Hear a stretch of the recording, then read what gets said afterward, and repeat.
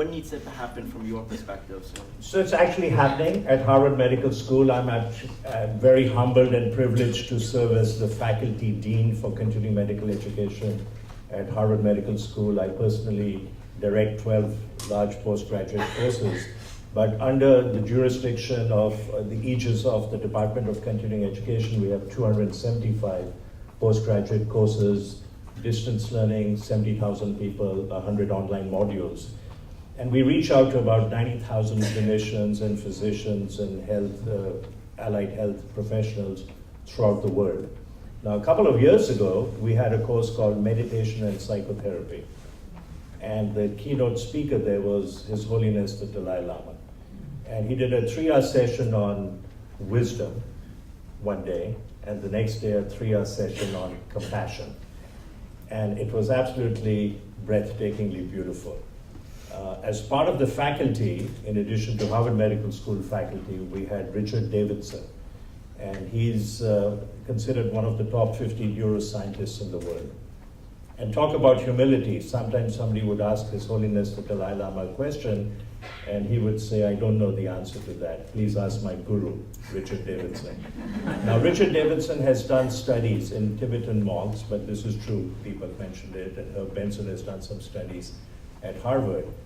Not only do people learning meditation have the subjective experience of feeling happy, fulfilled, creative, better relationships, but you see anatomical changes in the brain. You can see it on CAT scan. You do functional MRI, and you can see changes in different parts of the brain. So that's happening, and that's the concept of neuroplasticity. We have a physician, a brilliant professor of neurology at Harvard Medical School, Alvaro Pascual Leon, and he talks about neuroplasticity, he talks about mirror neurons, he talks about the neurobiology of leadership.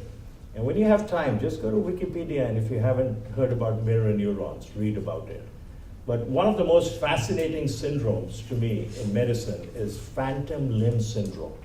So somebody's had an amputation above the knee on the right side, and they experience pain in that void, in the missing limb.